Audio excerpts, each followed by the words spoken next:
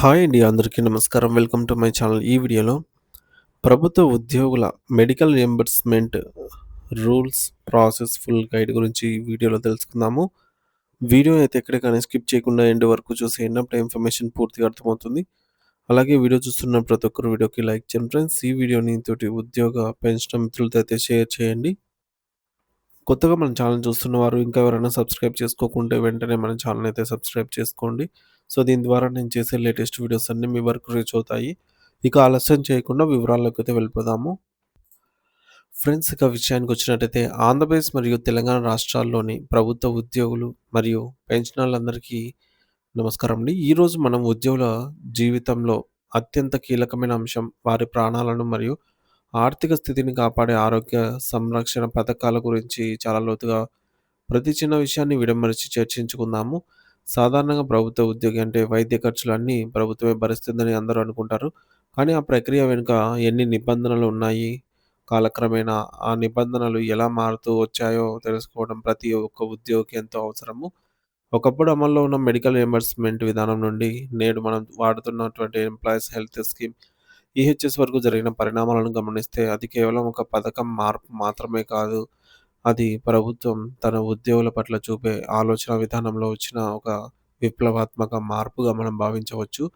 పాత medical reimbursement విధానం గురించి మాట్లాడుకుంటే అది ప్రధానంగా నియంత్రణ అనే సూత్రంపై ఆధారపడి ఉంది. అంటే ఒక ఉద్యోగికి వైద్యం కోసం ప్రభుత్వం ఖర్చు చేసే ప్రతి రూపాయిని ఎలా అదుపు చేయాలి, ఎక్కడైనా దుర్వినియోగం జరుగుతోందా అనే కోణంలో నిబంధనలు చాలా కఠినంగా ఉండేవి. ఈ పాత వ్యవస్థలో చిక్కుముడులు చాలా ఎక్కువగా ఉండేవి. ఉదాహరణకు ఒక ఉద్యోగికి అనారోగ్యం వస్తే తనకు నచ్చిన ప్రైవేట్ డాక్టర్ దగ్గరికి వెళ్లి వైద్యం చేయించుకుంటే ఆ బిల్లులు ప్రభుత్వం చెల్లించేది కాదు. ఇక్కడ అధికృత వైద్యాధికారి అనే పాత్ర తెరపైకొస్తుంది.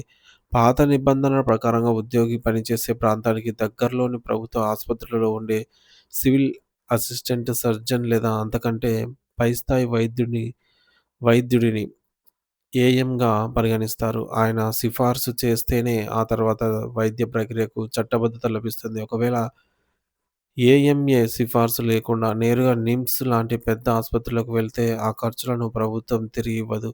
అయితే ఇందులో ఒక చిన్న మినహాయింపు ఉండేది. ఒకవేళ అదే ప్రభుత్వ వైద్యుడు ఏదైనా ప్రైవేట్ హాస్పిటల్‌లో కన్సల్టెంట్‌గా ఉండి అక్కడి నుండి సిఫార్సు చేసినా అది చెల్లుతుంది. ఎందుకంటే ఇక్కడ వ్యక్తి ముఖ్యం కానీ ప్రదేశం కాదు. మరో ఆసక్తికరమైన విషయం ఏమిటంటే వైద్యం కోసం రాజకీయ సిఫార్సులు ఏమాత్రం పని చేయవు. ఒక ఎమ్మెల్యే లేదా ఎమ్మెల్సీ లెటర్ ఇస్తే బిల్లులు త్వరగా వస్తాయని అనుకోవడం పొరపాటే. వైద్యపరమైన అవసరాన్ని నిర్ధారించాలి నిర్ధారించాల్సి ఉంది. ఒక నిపుణుడైన డాక్టరే కానీ రాజకీయ నాయకుడు కాదు అని నియమాలు చాలా ఖచ్చితంగా చెప్తున్నాయి. దీనివల్ల వ్యవస్థలో పక్షపాతానికి తావుండదు.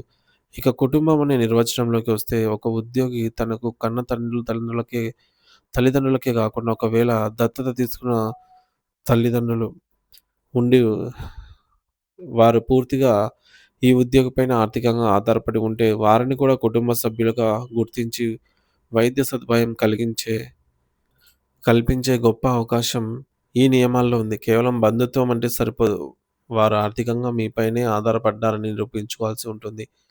చికిత్స పద్ధతుల విషయానికొస్తే ప్రభుత్వం చాలా సంప్రదాయబద్ధంగా ఆలోచించేది. ఆయుర్వేదం, హోమియోపతి మరియు అలోపతి వంటి గుర్తింపు పొందినటువంటి వైద్య విధానాలకు మాత్రమే రియంబర్స్‌మెంట్ లభించేది. నేడు ఎంతో ప్రాచుర్యం పొందిన యోగా లేదా నేచర్ క్యూర్ వంటి చికిత్సలకు పాత నిబంధనల ప్రకారంగా డబ్బులు తిరిగి రావు.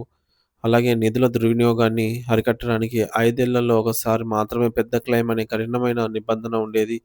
అంటే ఒక ఉద్యోగి ఏదైనా పెద్ద జబ్బుకు 5 ఏళ్లలో ఒకసారి మాత్రమే డబ్బులు క్లెయిమ్ చేసుకోగలడు. అయితే ప్రాణాంతకరమైన వ్యాధులైనటువంటి బైపాస్ సర్జరీ, కిడ్నీ మార్పు, క్యాన్సర్ మరియు న్యూరో సర్జరీ వంటి వాటికి ప్రభుత్వం మినహాయింపు ఇచ్చి గరిష్ట పరిమితిని రూ. 2,00,000 వరకు పెంచింది. ఇది కొండంత కల్పించే విషయమే. ఇక దంత చికిత్స విషయానికొస్తే కేవలం రూ. 10,000 వరకు మాత్రమే పరిమితి ఉండేది. మరియు సర్వీస్ మొత్తంలో 3 సార్లు మాత్రమే వాడుకునే వీలుండేది. అది కూడా కేవలం చికిత్సకే కానీ అందం కోసం చేయించుకునే కాస్మెటిక్ సర్జరీలకు కాదు. ప్రయాణ ఖర్చుల విషయంలో పాత వ్యవస్థ చాలా నిష్ఠూరంగా ఉండేది. వైద్యం కోసం వేరే ఊరికి వెళ్ళాల్సొస్తే రోగికి మాత్రమే రోజువారీ భత్యం వచ్చేది తప్ప ప్రయాణాల ఛార్జీలొచ్చేవి కావు. రోగితో పాటుగా వచ్చే అటెండెంట్‌కి కూడా అంబులెన్స్ ఛార్జీలకు ఒక్క రూపాయి కూడా ఇచ్చేవారు కాదు. ఇది ఉద్యోగులపై అదనపు ఆర్థిక భారాన్ని మోపేది. అయితే ఒక ఉద్యోగి సస్పెన్షన్‌లో ఉన్నప్పటికీ వారి ప్రాథమిక హక్కులను గౌరవిస్తూ వైద్య సదుపాయాలను కొనసాగించడం ఒక మానవీయ కోణంగా మనం చూడవచ్చు. ఈ పాత వ్యవస్థలో ఉన్న ప్రధాన లోపాలు ఏమిటంటే, 1 ఉద్యోగి ముందుగా తన దగ్గర ఉన్న డబ్బును ఖర్చు చేయాలి. 2 ఆ తర్వాత బిల్లుల కోసం ఆఫీసుల చుట్టూ నెలల తరబడి తిరగాలి. 3 చిన్న సాంకేతిక కారణాలతో బిల్లులు రిజెక్ట్ అయ్యే ప్రమాదం ఉండేది. ఈ ఇబ్బందులన్నిటిని తొలగించడానికి వచ్చిందే ఈ యొక్క ఎంప్లాయీ హెల్త్ స్కీమ్ ఈహెచ్ఎస్. ఇది పూర్తి స్థాయిలో నగదు రహిత వైద్యం. అంటే ఆసుపత్రికి వెళ్ళేటప్పుడు జేబులో డబ్బు లేకపోయినా హెల్త్ కార్డ్ ఉంటే చాలు నాణ్యమైన వైద్యం అందుతుంది. డిసెంబర్ 31, 2017 తర్వాత పాత రియంబర్స్‌మెంట్ విధానం దాదాపుగా అయిపోయి ఈహెచ్ఎస్ పూర్తి స్థాయిలో అమల్లోకి వచ్చింది. ఈ పథకంలో ఒక ముఖ్యమైన మార్పు ఏమిటంటే తల్లిదండ్రుల విషయంలో సొంత తల్లిదండ్రులు లేదా దత్తత తీసుకున్నవారు ఈ ఇద్దరిలో ఒక వర్గానికి మాత్రమే ఎంచుకునే అవకాశం ఉంది. ఇది పాత వ్యవస్థలోని గందరగోళాన్ని తొలగించింది. ప్రస్తుతం ఈహెచ్ఎస్ వల్ల ఉద్యోగులకు ఆర్థిక భద్రతతో పాటు మానసిక ప్రశాంతత లభిస్తుంది. అత్యవసర సమయాల్లో డబ్బు గురించి ఆందోళన చెందకుండా ప్రాణాలు కాపాడుకోవడంపై దృష్టి పెట్టే వీలు కలుగుతుంది.